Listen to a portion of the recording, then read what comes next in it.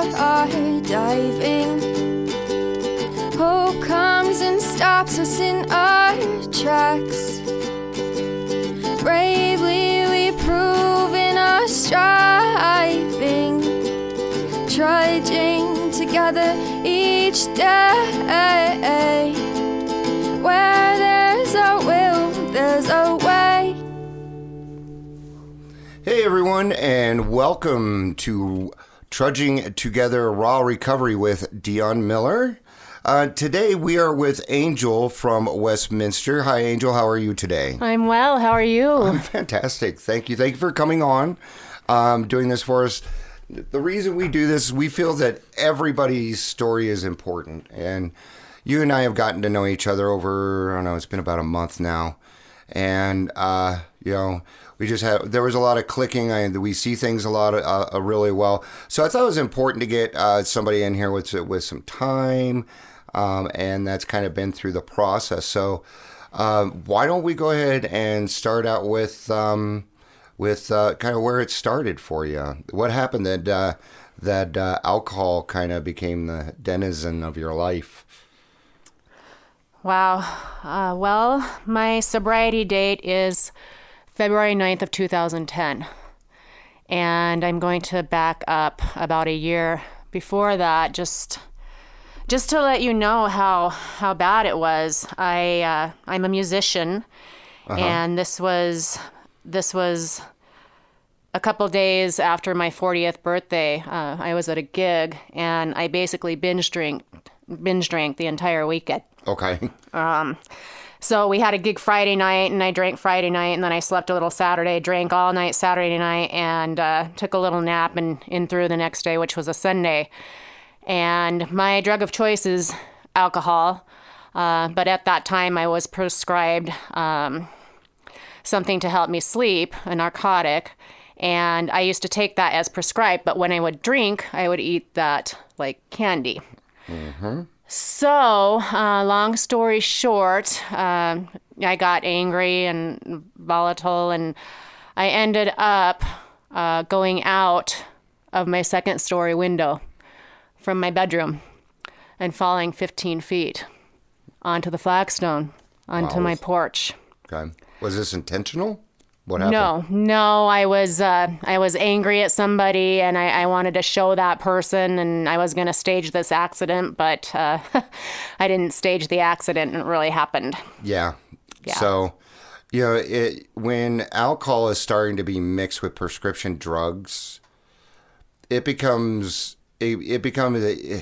like double dosing. It's like doubling up. I've been through that where I've had painkillers.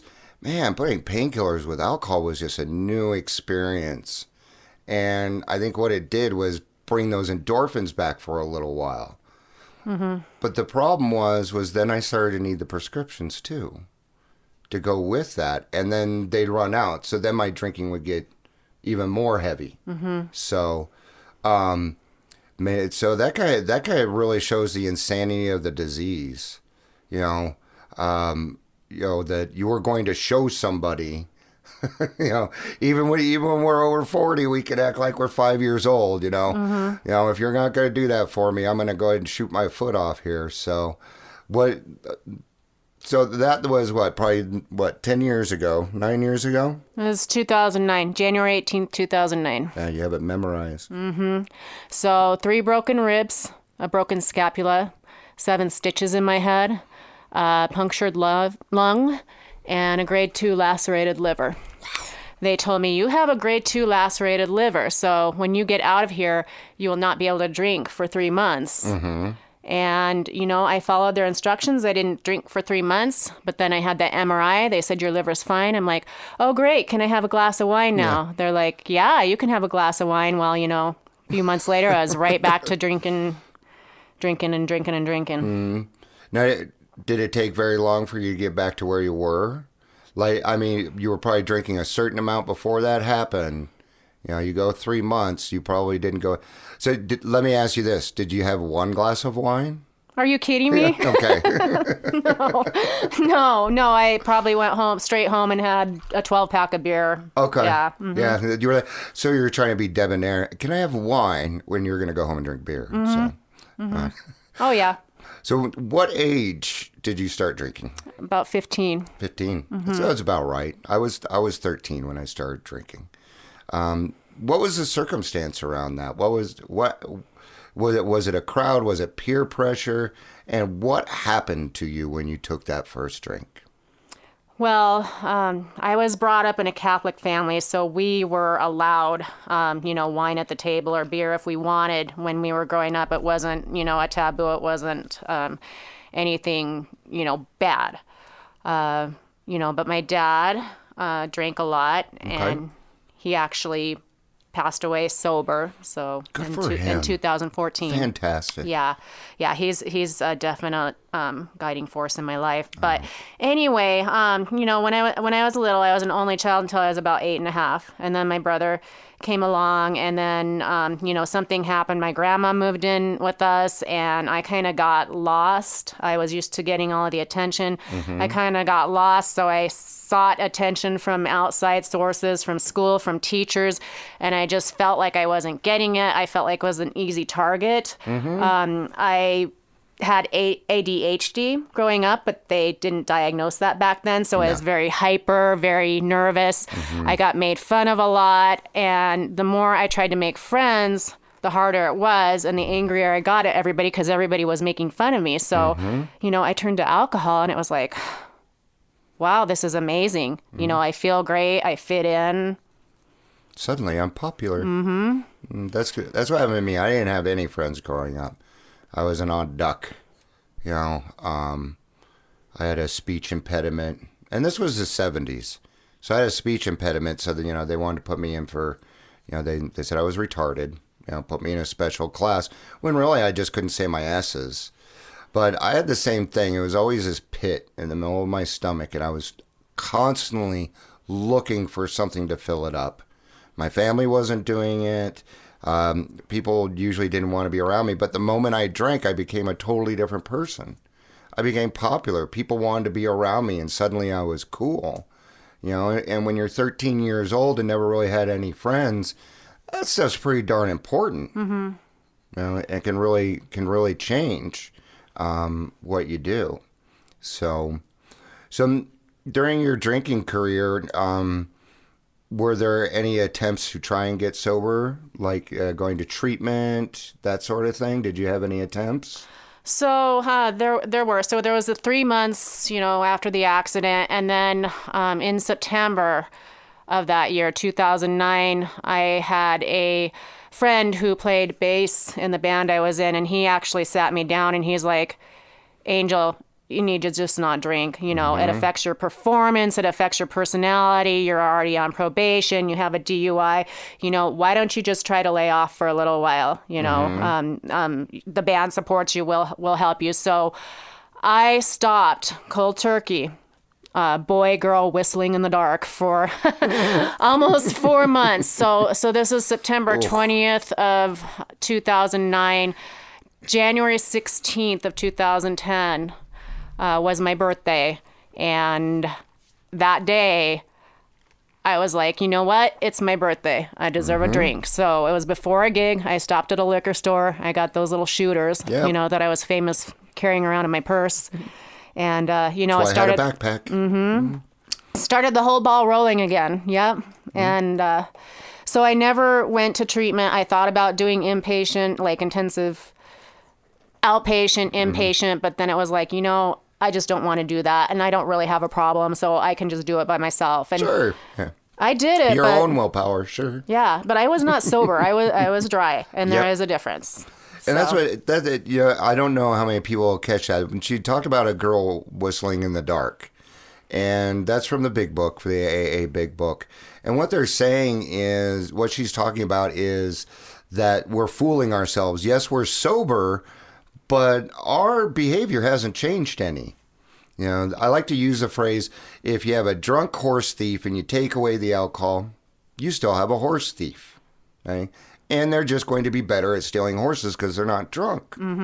So at that point, the problem with doing it on our own willpower is the white knuckling it. And we're like 2-year-old babies that aren't getting what they want, and that's how we act. So we make everybody's life miserable because we are too. And that still is not acceptable behavior. It is not. You're absolutely correct. There is a big difference between recovery and being sober, and that's the work. No matter how you do it, whether it's AA, church, did it on yourself. I know some people did it on themselves. They went and did the work. So what happened? There's always a story behind what happened. I'm sure the fall took some consideration, but it obviously didn't stop you from drinking because death doesn't scare alcoholics. Right. So what happened that made you decide that the behavior wasn't acceptable anymore? Well, and you make a good point, because I think I kind of wanted to die, and by the drinking it was kind of like a slow suicide. So so I mentioned January 16th, 2010, January 30th, 2010.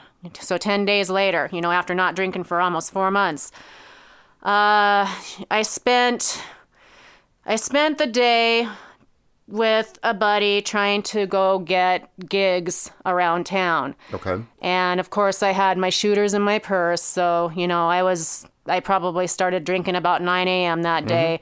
Going into bars, talking to bar owners. And of course, when you're trying to get gigs, you have to have a couple beers with the bar owners. Oh, sure. Yeah, of course. So I was pretty loaded, and I was living with somebody at the time, and when I would come home drunk, I would fight with this guy a lot. So I remember driving my car completely wasted and pulling over a few houses down from where I lived. And then I proceeded to have a little party in my car. I think I had a beer in that purse and, some more shooters. And I'm texting and driving, and I don't know how long I was in front of this house, but I'm sitting in my car texting whatever, and all of a sudden I hear on my window, knock, knock, knock, knock. It's the cops. Yep. Okay, so I kind of roll my window down, and cop goes, get out of the car. And I said, no. He's like, ma'am, we've got a call from this neighbor saying that you've been parked there and you look suspicious. Get out of the car. I'm like, no. So they pretty much had to drag me out of the car. Yep. And my sister-in-law used to be a police officer. So, backtracking a little bit, one time I asked her at a family gathering to show me some self-defense moves, to protect myself. So I actually used these self-defense moves on these cops that were trying to get me out of my car. They didn't like that very much. No, they didn't. No, they dragged me to the station. I remember lying on the floor, being in restraints around my arms, around my ankles. I remember screaming at the top of my lungs. I remember that they didn't know what they wanted to do with me, and I remember ending up in Jefferson County Jail. And I remember causing havoc for those people working in the jail that night. I was screaming. I splashed water from the toilet all around the cell. I was just, horrible. And then I told them that I needed to go to the hospital because I wasn't feeling well. So I ended up going to the hospital in my red jumpsuit, and I had shackles around my wrist. And the two officers brought me in there, and the look I got from the lady at the front desk was complete disgust. Complete disgust. And as wasted as I was, it just hit me. Yep. And I was like, I wanted to go up to her and shake her and say, no, I'm really not like this. This really isn't me. I'm really, really a nice person. And that's just kind of what started the whole ball rolling. I was already on probation, so I had to call my probation officer and, tell them what I had done. I already had a DUI. I was going to be in big trouble. I was facing perhaps a felony resisting arrest. Wow. It wasn't good. Yeah. So, I got out of jail and I went home, and my car was in tow, and all I could think about was that there were 4 blue moons in my trunk. And I couldn't wait to get to those. Yeah. And then I spoke to my friend, my bandmate, who helped me stop drinking in the beginning. And I said, I'm in big trouble. And he gave me a business card of an attorney, my guardian angel, saved my life. And this attorney called me, or I actually called this attorney, and he said, so is this your first offense with drinking? And I said, no. And he says, well, you're probably going to have to go to AA. And I hung up on him. Yep. I was working at a kiosk in a mall, when I was having this conversation. So I hung up on him. I went and did my thing. The phone rang again. It was him. He says, you just really might want to think about going to an AA meeting. I don't know if I can help you if you don't go. And I hung up on him again just because, I had this really bad idea of AA. I had friends that went to AA, and they weren't my friends anymore because I couldn't drink with them ever again. Ego? You think your ego and pride had something to do with that? Oh, big time. Oh, big time. I'm not an alcoholic, Don't tell me I'm powerless. Even though I just got out of jail telling this lady that, that's what's the hardest part about this disease, and it's what makes a disease so confusing. I had my older brother tell me once, he's like, I don't talk to you because you drink and you know that you're destroying your family and you won't stop doing it. And he still doesn't talk to me. Okay. It is hell to sit there and continue to drink knowing you are doing absolutely everything wrong and just not being able to stop yourself. I mean, that is the lowest. I mean, I can't think of anything where I have felt any worse. So this lawyer called you a couple of times. Something happened, get you into AA, though. What happened? So, I hung up on him a second time. He called me back. He's like, look, your good friend referred you to me. He's like, you're going to get in trouble and you're going to go to jail for a long time unless you go to an AA meeting. So let me help you. Meet me at the Starbucks on Church Ranch in Wadsworth, and we'll talk. And I'll let you know what my fee is, and we'll go from there. So I went and met him, and he gave me a book that had a bunch of AA meetings in it. And, I took it, and of course, I had to run everything on my schedule. I wasn't going to go to the meeting right away, So I had to wait a few days, and I looked in the book, and there was a meeting that was close to me, and I had my little GPS on. I decided to go after work, and I was listening to the directions, and I was like, where is this place? Where is this place? And all of a sudden, my GPS says, well, this place is on your left. And so I was like, oh, okay. And, I swerved my car, and this guy honks at me, and I almost get in an accident. And I'm like, oh my gosh, screw it. I'm just not going to do this. I don't want to go to this meeting. All I want to do is go around the corner and find a bar and frickin' drink. And I don't know what happened. I didn't hear a voice, but it was just this thought that came to my head. Just calm down, go around the block, come back, go into the parking lot. And I felt peaceful. So I did that. I went to the parking lot, and I got out, and I could find the AA meeting because it had the little symbol. And I saw that on the door, and then I opened up the door, and there was about 15 million stairs going up. Let's talk about vitality. Yeah. Yeah. And I was like, oh my gosh, what the heck is this? So I'm like stomping up the stairs, like, I can't believe I have to do this. So I get to the top of the stairs, and I get into the meeting, and I guess one of the meetings was ending and another one was beginning. It was a 7:00. And these 3 girls looked at me, and I came in there like, hi, you must be new, welcome. I was like, no, don't even talk to me. No, I'm not one of you. I'm just going to go sit down in the corner here. No, just leave me alone. And they're like, okay, but one of them stuck around and sat in the meeting. And I sat down, and I don't know, something happened to me. It was like the God that I abandoned all those years, 26 years for drinking, was waiting for me right up at the top of the stairs and took my hand and brought me in that meeting and sat me down. And I just started listening to what those people had to say. There was like 9 of them, and I believed them, and they were telling my story. And there was this beautiful blonde lady saying, you know, I used to drink in my closet all the time, and I identified with her because I drank in my closet all the time. And then there was this other guy, he's like, well, I have 40 days sober. And I thought, well, that's not very much because I did 3 months all by myself. But, you know, I'm just listening and listening. And I saw this girl that I actually used to work with.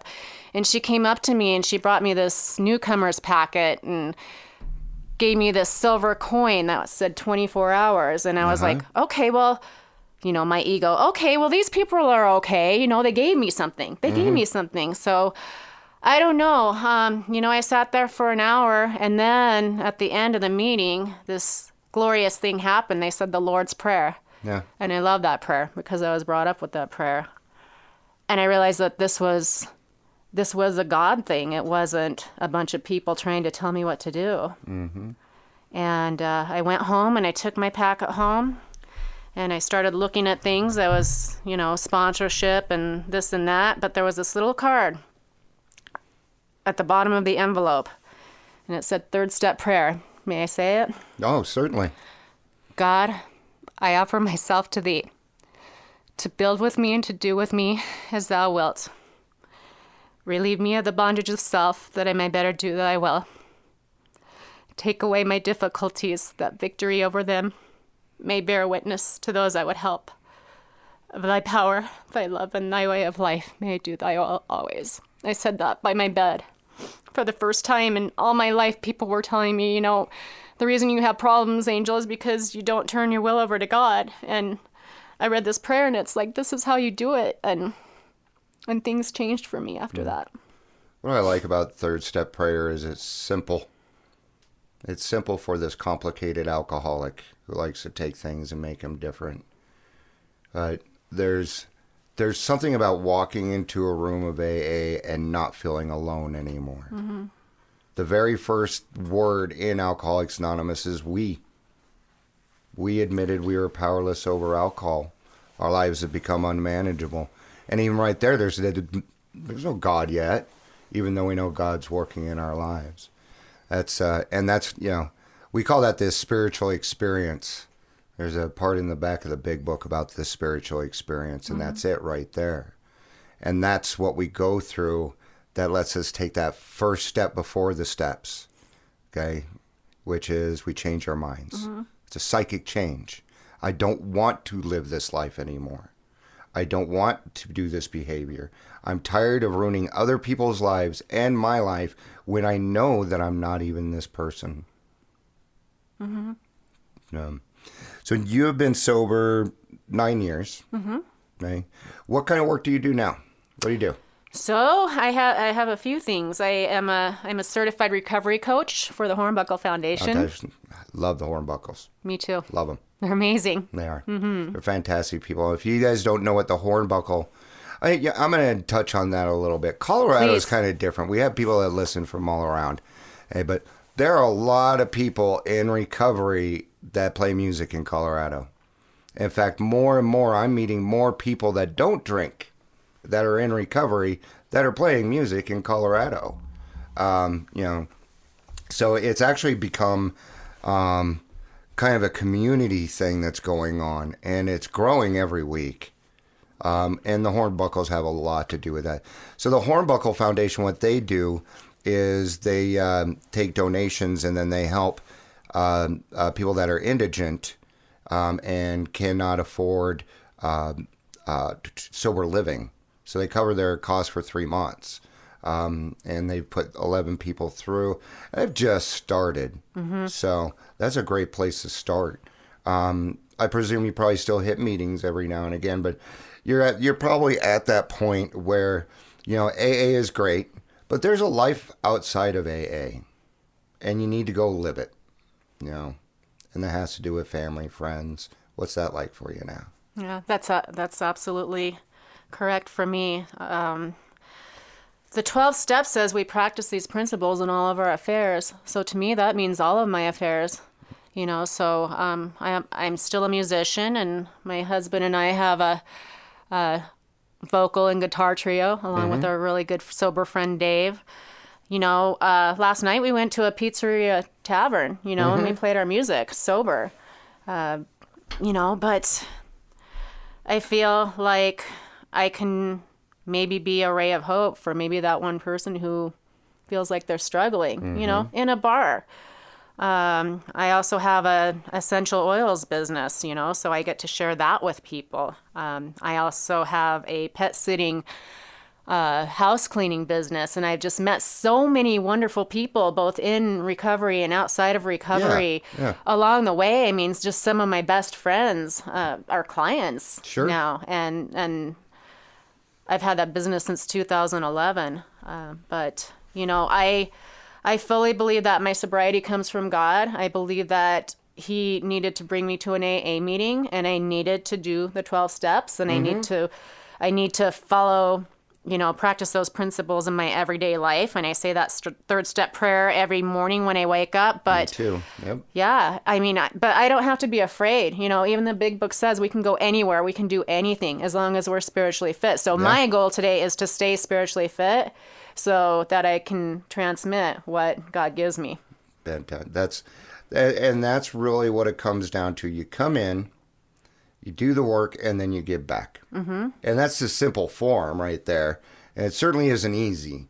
People are like, well, that's kind of the wussy way. No, drinking is the easy way out for me anymore. Mm-hmm. But what was great is when I first got sober, what kept me sober was the fear of hurting other people. Now I stay sober because I like to help other people. And once you make that change in your head, then you can bring hope into other people's lives. And it doesn't matter. That's what's great about being in recovery and living this kind of life. You will meet all kinds of people, and you will affect people that aren't alcoholic and drug addicts. Oh, yeah. Mm-hmm. Because humans are still humans. This is about behavior. So, I mean, I put people through 4 steps that are normies, and I helped them out. Mm-hmm. They were able to let go of some things, be able to focus a lot better. And so what we get is a daily reprieve every single day to be the best person that we can. And we get that choice. That's what's cool. In the end, what we are is free. Free to do whatever we want to. The thing is, I don't want to drink anymore. I have better things to do. I have people I got to meet. I have this to do. I can't do this while I'm drunk. I could, but you guys wouldn't listen. Trust me. Nobody listens to me when I'm drunk.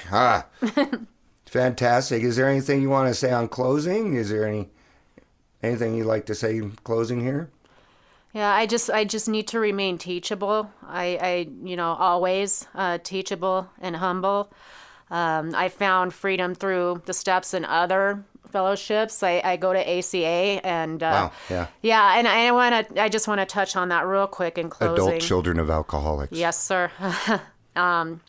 So Steve and I, my husband, we met in 2001. We actually, we were in a band together. We used to drink together. We've been good friends. And then we ran into each other at an REO Speedwagon Styx concert in 2017, June 30th, 2017.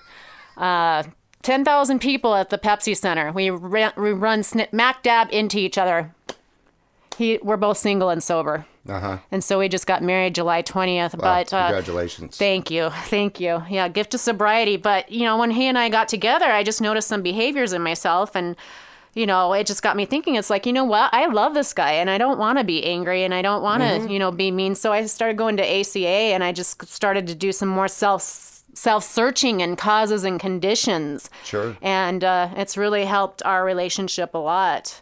And I just believe that I can never stop learning, and there's always going to be more and more and more for me to learn. And, my hope is that I can just be helpful to just one person once a day. Mm-hmm. And, that keeps me sober. And these people I have met outside of sobriety too, they help me just as much. Yeah. I mean, it's just amazing. I mean, I was so closed off and so narrowed, when I was drinking, and now I'm in the sobriety, and it's like a whole new world. I like to relate it to Alice in Wonderland. There's a book called by Lewis Carroll called Through the Looking Glass, and I used to, when I drank, I used to watch myself in the mirror and drink. I just did that. And I feel like when I got sober, just like Alice in Wonderland, I stepped through this mirror into this beautiful world of color and sobriety and, just all these opportunities. And yeah, I run into the Tweedledees and Tweedledums and, weird things and stuff. But I feel like if I take a drink today, that I might crash back through that mirror and end up right on the floor staring at myself. And I don't want to go there anymore. I want to stay in this world and I want to learn as much as I can, with God as my guide. Yeah. You'll be back through that window on the ground again. That's right. That's the truth of alcoholism and addiction. That's the truth of it. It will take you right back. I was sober for almost 12 years and had a relapse. And it didn't take me but a month to get back to where I was, So, yes, grass gets greener on the other side when it comes to recovery. And what's really neat is you get to find out that grass is green, In a sense, this is like being reborn. You become a different person. Or as my wife would always say to me when I was drinking, and I would ask her in my drunken haze, why the hell are you with me? Because, Dion, I know that's not you. That's the disease. So we need to get rid of it, and I'm going to stick around till then. Okay? Then I stuck around, and people started to love me, and then I had to learn how to love myself. And that's when the change began. Mm-hmm. So congratulations. Great job. Thank you. It's been great having you on here today. Thank you for having me. And I look forward to a good relationship with you and helping Colorado out. So thank you, everybody, for listening in today for Raw Recovery with Dion Miller. Today we had Angelle from Westminster. If you ever would like to be a part of the show, feel free to contact us by going to trudgingtogether.com. Thank you again for listening. My name's Dion Miller. I love you all, and have a day.